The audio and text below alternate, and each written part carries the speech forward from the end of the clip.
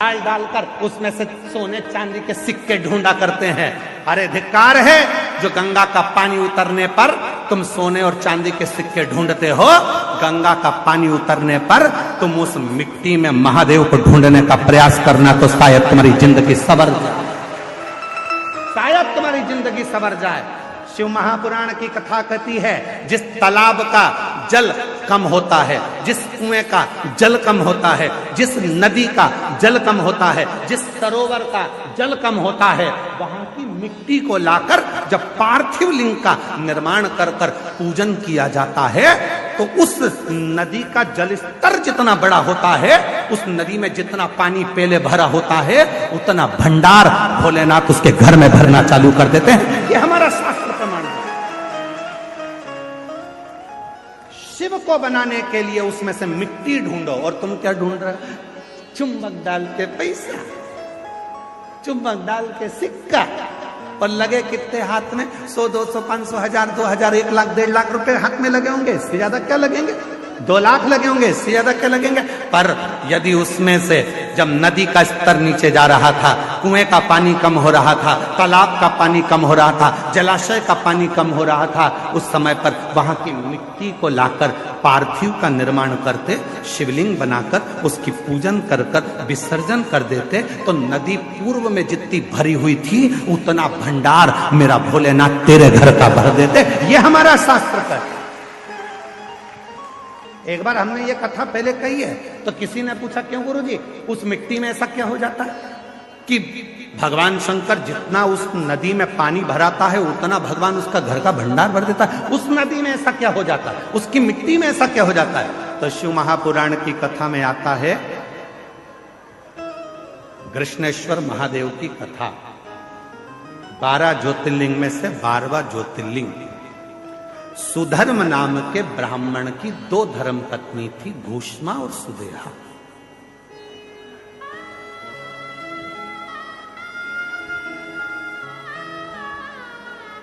आप लोगों के मन में भी संशय होगा कि नदी का पानी उतरता है तो उसकी मिट्टी का शिवलिंग क्यों बनाया जाता है, उसका फल क्यों इतना कि भगवान का भंडार भर देता है। नदी, तालाब, बावड़ी, कुआं का पानी कम होता है तो उसकी मिट्टी को निकालकर उसका शिवलिंग बनाकर पूजन करने का फल क्या होता है? तो सुनो कृष्णेश्वर महादेव की कथा। सुधर्म नाम के ब्राह्मण की 2 धर्म पत्नियां थी, सुदेहा, भूष्मा, 2। सुदेहा के घर में संतान नहीं है और भूष्मा के घर में एक बेटे ने जन्म लिया।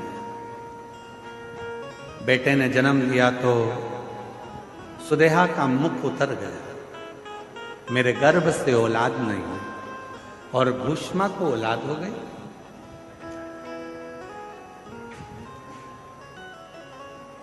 सुधर्म ने अपनी पत्नी भूष्मा से कहा कि तेरे गर्भ से यदि एक बच्चा हो सकता है तो तेरे गर्भ से और भी बच्चे जन्म ले सकते हैं। तेरा जो बेटा है, इस बेटे को तू सुदेहा को दे।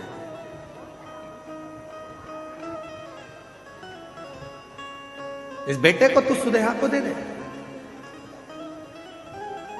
सुदेहा को? हाँ, ठीक है। उत्सव रखा बड़ा भारी, और भूष्मा ने अपने बेटे को सुदेहा की गोद में दे दिया। अब भूष्मा का बेटा नहीं, अब सुदेहा का बेटा।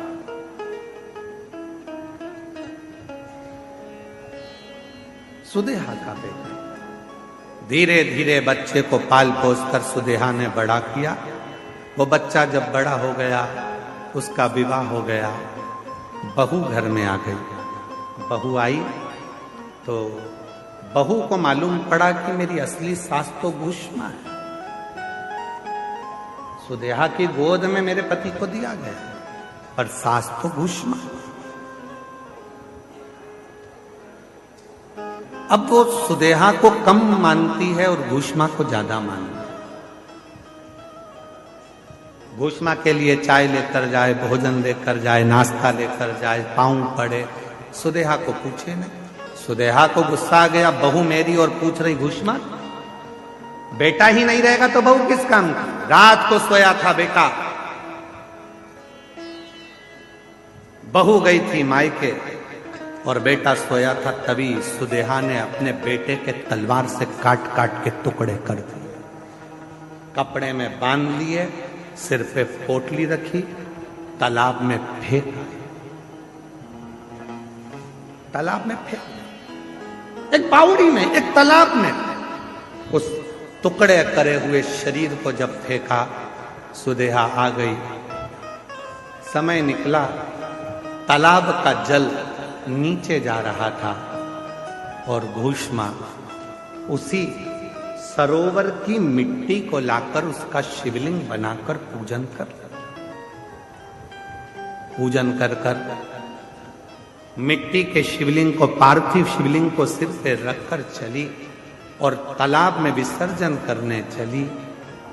मन में आया, बाबा बहुत दिन से मैंने अपने बेटे को नहीं देखा, ना जाने बेटा कहां चले गया, दिखता ही नहीं। बस वो पार्थिव शिवलिंग तालाब में गया, थोड़े से पानी में, जो पानी का स्तर गिर रहा था, टुकड़े टुकड़े हुए हुए बेटा कई दिन पहले मरा था, वही बेटा तैरता हुआ बाहर निकल कर आ गया।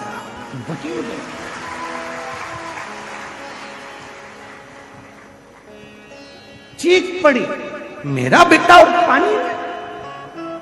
मां से गले लगा, बेटा तू पानी में कैसे आ गया?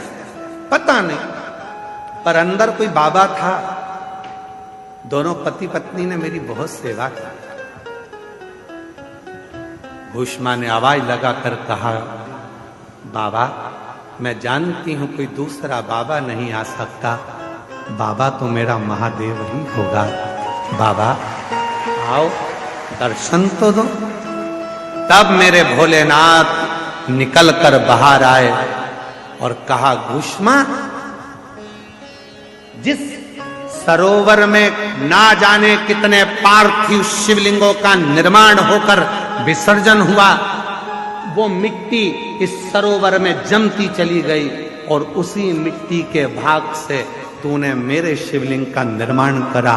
तो जितने जितने पार्थिव लोगों ने पूर्व में बनाए थे, उन सब का कण कण मिलकर तूने मेरी आराधना करी, तो तेरा मरा हुआ बेटा भी जिंदा तुझे प्राप्त हो, जिंदा प्राप्त हो गया। बाबा मेरा मन है कि आप इस भूमि पर निवास करो। शिव जी ने कहा, तथास्तु,